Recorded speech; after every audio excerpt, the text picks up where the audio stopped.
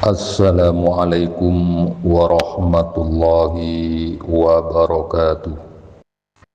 Al-Fatihah. A'udzu billahi minasy syaithanir rajim. Bismillahirrahmanirrahim. Alhamdulillahi rabbil alamin. Ar-Rahmanir Rahim. Maliki yaumiddin. Iyyaka na'budu wa iyyaka nasta'in.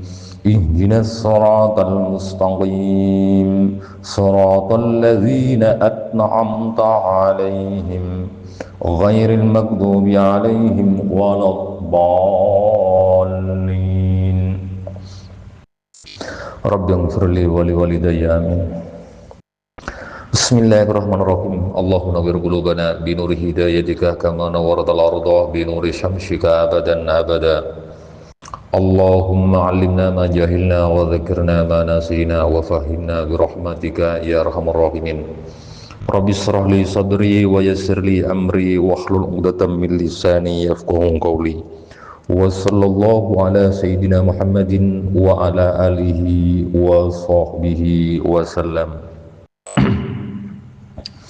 Kajian kitab tafsir Jalalain halaman 49, baris nomor 11 dari bawah, surat Al-Imran ayat ke-24. Bismillahirrahmanirrahim. Dzalika tinengka disa tauliyu wal i'radu. At-tauliyu wal at-tauliyatu kesa mingu wal i'radu benola bi annahum panika kalaban sebab saung guna Yahud qalu panika ngucap Yahud bisa babi kaul ai bisa babi kaulihim tekesa kelaban sebab jani Yahud da kauca ngucap da kauca lan tamassa tak bekal nyeting na da ke kaula sedaji annaru apa seksaan apa neraka illa kecuali ayaman banyak-banyak areh makdudatin banyak-banyak sekeleng bilang arba'ina yauman tegesa 40 hari muddata ibadati abaihim tegesa masana nyembena banyak-banyak kakek buyutah kakek moyang Yahud al-ijlah da ka patungah empe patung anak lembu. Sumata zulah maka pas kare-kare elang lanta masanan naru ila ayam memakdudas kala anhum dari Yahud. Wa gharrahban abuju hum da ke Yahud fi dihim dalam agaman Yahud muta'alliqun banega ta'alluq bi qaulihi kalaban tabuna bi qaulihi da katabuna da katabu wa gharrahum fi dinihim. Jadi fi dinihim tersebut adalah merupakan bentuk penampakan jar majrur yang mana keadaannya jar majrur tersebut bergantung kepada atau ta'alluq terhadap lafaz wa gharrahum itu.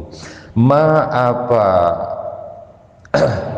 pangkebayan kanu sebada Yahud yaftaruna panika abai kebai Yahud min qaulihim nyatan dari ojan Yahud zalika ada gadisa lanta masanan naru illa ayyaman ma'dudat.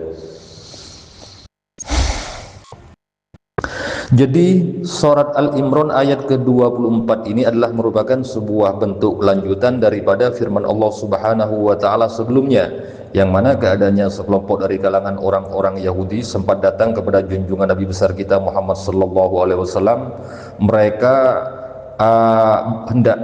mereka datang kepada junjungan Nabi besar kita Muhammad sallallahu alaihi wasallam tidak lain dan tidak bukan hanyalah untuk meminta sebuah penjelasan hukum, karena mereka sudah menganggap di antara pendeta-pendeta mereka, rahib-rahib mereka tidak ada sebuah keadilan sama sekali, sehingga mereka menginginkan terhadap dua pelaku orang yang berzina tersebut itu hukuman apa yang pantas dan layak untuk mereka berdua tersebut, karena rahib-rahib dan pendeta-pendeta mereka yang ada pada kalangan orang-orang Yahudi itu merasa tidak ada sebuah keadilan dan kebijaksanaan, sehingga mereka meminta kepada junjungan Nabi besar kita Muhammad sallallahu alaihi wasallam untuk menghukumi kedua pelaku perzinahan tersebut.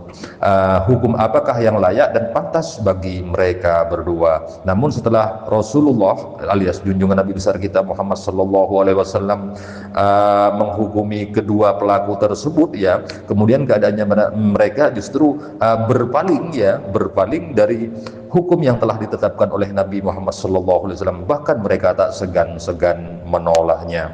Maka di sini diungkapkan oleh Allah Subhanahu wa taala bahwasanya perihal yang telah dilakukan oleh sekelompok kalangan orang-orang Yahudi tersebut, yakni berupa keberpalingan mereka sekaligus penolakan mereka terhadap hukum yang sudah ditetapkan oleh Nabi Muhammad sallallahu alaihi wasallam, itu bi annakum qalu lan tamassana an-naru illa ayyaman ma'dudas. Jadi keberpalingan mereka itu bisa terjadi, penolakan mereka bisa terjadi kepada junjungan Nabi terhadap hukum yang sudah ditetapkan oleh Nabi Muhammad sallallahu alaihi wasallam dengan menggunakan kitab Al-Qur'an. Kemudian Rasulullah sallallahu alaihi wasallam menggunakan kitab yang mereka puja-puja dan mereka sanjung-sanjung berupa kitab Taurat tersebut. Hukum penolakan tersebut, ya, penolakan juga keberpalingan mereka itu terjadi bi annahum qalu lan tamassana an-naru illa ayyam ma'dudas. Sebab dahulu kala kakek moyang mereka, sekelompok dari kalangan orang-orang Yahudi, pernah berkata bahwasanya siksaan api neraka tidak akan pernah mengenai mereka, tidak akan pernah menyentuh mereka terkecuali hanya dalam beberapa hari saja.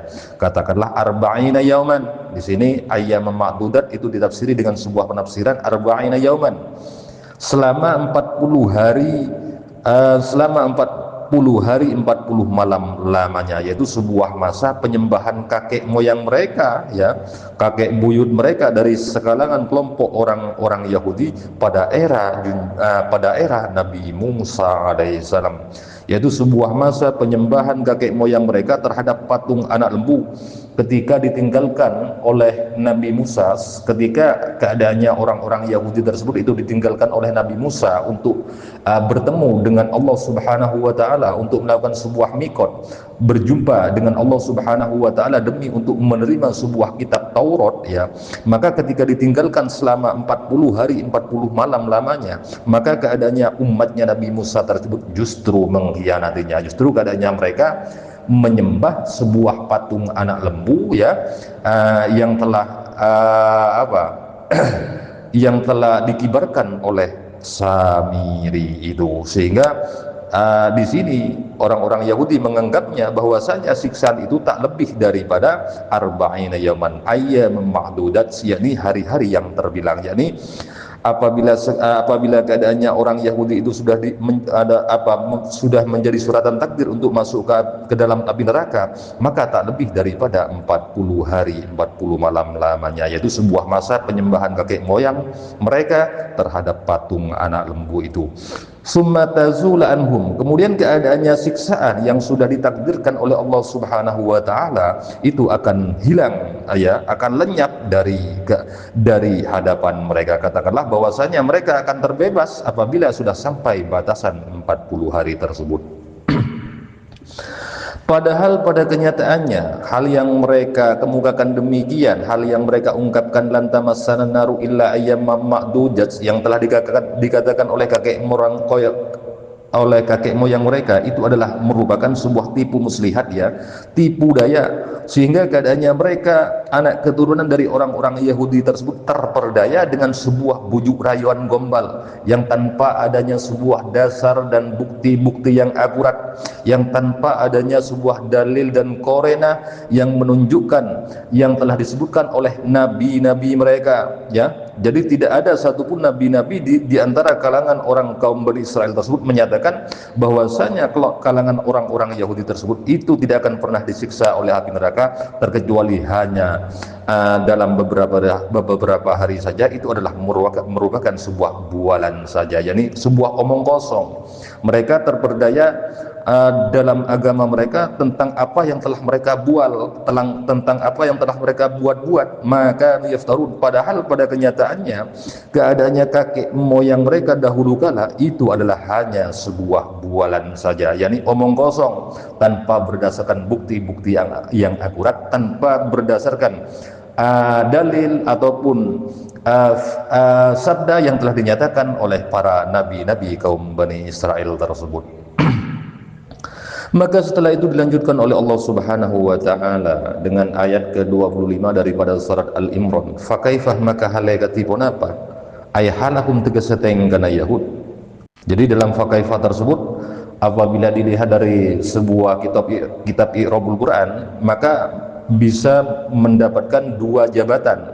Bisa dijadikan sebagai fakaifah itu isim istifham ya, yang mabni fi mahal nasbin mansub fi mahal nasbin halun, bisa demikian. Akan tetapi ketika keadaannya fakaifah tersebut itu dijadikan sebagai hal ya, dijadikan sebagai hal, maka itu ditakdirkan ada sebuah fiil yang dibuang. Wa takdir fakaifa ya'maluna, maka lantas bagaimanakah, maka halagatipun apa ya'maluna alakuh, apang kebaik ketika keadaannya mereka dikumpulkan oleh Allah Subhanahu wa taala kelak nanti. Atau fakaifah tersebut jabatannya menyandang sebuah jabatan, fakaifah menjadi khabar mubtada muqaddam, yang mubtadanya tersebut adalah haluhum. Fakaifah, maka panikah katipun apa haluhum tining tenggana Yahud, demikian. Jadi boleh dua, jadi fakaifah tersebut bisa mendapatkan dua alternatif. Bisa fakaifah jabatannya menjadi hal dengan pentakdiran fiil yang dibuang, wa takdir fakaifah ya'maluna.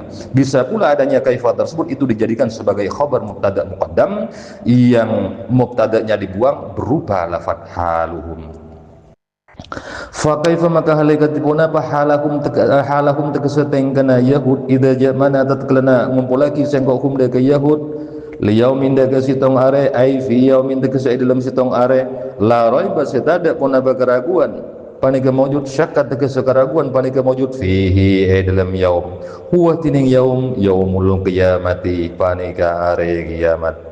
Wa ufiyat ban sampurnaki kullu nafsin sapan ba'abaan min ahlil kitabi, nyatan dari ahlil kitab, wa ghairihim ban laina ahlil kitab, jaza ama karena balasna pangkebayan kelakuan kasabat sela alaku kasabat sela alaku kullu nafsin amilat kesala alaku kullu nafsin min khairin, nyatan dari kebagusan, wa syarrin ban kejubaan, wa hum ban halatining nas ay nasu tegese manusia la yuzlamuna panikata ekana aja nas binaksi hasanatin kelaban ekorangi kebagusan, kelaban ekorang nah kebagusan, au ziyadati sayyatin atau etambakna kejuban. Kemudian setelah itu dilanjutkan dengan ayat ke-25 daripada surat Al-Imran ini. Lantas bagaimanakah apabila keadaannya mereka sekelompok dari kalangan orang-orang Yahudi tersebut itu terbujuk dengan rayuan gombal ya, yang tanpa adanya sebuah dasar-dasar dan bukti-bukti yang akurat dan konkret dari para nabi-nabi terdahulu dari kalangan kaum Bani Israel tersebut. Jadi mereka terperdaya oleh kakek moyang mereka yang telah menyatakan bahwasanya siksaan api neraka tersebut tidak akan pernah menyentuh mereka terkecuali hanya dalam beberapa hari saja. Itu adalah sebetulnya adalah sebuah bualan saja alias omong kosong ya, yang tanpa berdasarkan apa yang telah disabdakan oleh para nabi-nabi kaum Bani Israel tersebut. Jadi keadaannya mereka terperdaya dengan sebuah bualan yang telah dibuat oleh kakek moyang mereka. Katakanlah bahwasanya hal tersebut itu hanya bualan saja, hanya omong kosong yang mereka buat-buat oleh kakek moyang mereka terdahulu. Lantas bagaimanakah tanggung jawab mereka ya, idza jama'nahum liyaumin la raiba fi, ketika keadaannya manusia itu dibangkitkan dari alam kuburnya, karena pada dasarnya setelah kematian itu ada sebuah kehidupan lagi, yakni demi keadaannya Allah Subhanahu wa taala meminta sebuah pertanggungjawaban dari seluruh kalangan umat manusia tersebut. Jadi Setelah kematian nanti ada sebuah kehidupan lagi, yang mana dalam kehidupan yang kedua tersebut Allah Subhanahu wa taala meminta sebuah pertanggungjawaban atas amal-amal yang telah diperbuat oleh sekalangan kelompok manusia waktu hidup di dunia tersebut, yaitu di sebuah hari yang tanpa adanya sebuah keraguan, yaitu sebuah hari kiamat, yang mana pada hari kiamat tersebut setelah dibangkitkan dari alam kuburnya seluruh kalangan manusia tersebut, wa wufiyat kullu nafsin, semua jiwa-jiwa ya disatukannya kembali dengan rohnya masing-masing, baik dari kalangan ahli kitab maupun yang lainnya, demi jazaa ma kasabat, demi untuk memberikan sebuah balasan atas apa yang telah dilakukan oleh masing-masing jiwa tersebut. Jadi seluruh jiwa raga manusia tersebut bersatu padu kembali sebagaimana keadaannya waktu hidup di dunia, demi dimintai sebuah pertanyaan dan pertanggungjawaban mengenai apa yang telah dilakukan dan diperbuat oleh sekelompok kalangan manusia tersebut. Apakah ia telah melakukan banyak kebaikan waktu hidup di dunia, atau justru sebaliknya, atau justru keadaannya mereka banyak melakukan sebuah keburukan sehingga keadaannya Allah Subhanahu wa taala meminta sebuah pertanggungjawaban, sehingga keadaannya Allah Subhanahu wa taala akan membalasnya dengan sebuah balasan yang setimpal. Jadi sesekalipun keadaannya manusia waktu dibangkitkan dari alam kuburnya, ketika raga-raga sudah disatu padukan kembali dengan rohnya tersebut, jadi keadaannya manusia tersebut tidak terdalimi, sehingga di sini dinyatakan wahum la yuzlamun, tidak akan pernah terdalimi, karena Allah Subhanahu wa taala pada dasarnya itu tidak akan pernah mengurangi kebaikan yang telah dilakukan oleh sekelompok kalangan manusia tersebut waktu hidup di dunia. Bahkan juga Allah Subhanahu wa taala tidak akan pernah sesekalipun menambah sebuah keburukan apabila memang keadaannya manusia tersebut tidak pernah melakukan sebuah keburukan waktu hidup di dunia tersebut. Jadi hal tersebut memiliki sebuah intisari, memiliki sebuah kesimpulan bahwasanya kelak ketika keadaannya kelompok kalangan orang-orang Yahudi itu dibangkitkan kembali kelak di hari kiamat ya, ketika jiwa-jiwa tersebut itu sudah bersatu padu kembali dengan rohnya masing-masing, maka kesemuanya itu oleh Allah Subhanahu wa taala dimintai sebuah pertanggungjawaban atas amal perbuatan yang pernah dilakukan waktu hidup di dunia. Jadi keadaannya manusia tersebut tidak akan pernah terdalimi dengan dikuranginya sebuah kebajikannya waktu hidup di dunia, ataupun ditambah sebuah keburukannya waktu hidup di dunia tersebut. Mungkin itu saja yang dapat kami sampaikan dalam kajian kitab tafsir Jalalain pada malam hari ini. Apabila ada sebuah kesalahan, mohon maaf yang sebesar-besarnya. Wabillahi taufiq wal hidayah. Wassalamualaikum warahmatullahi wabarakatuh.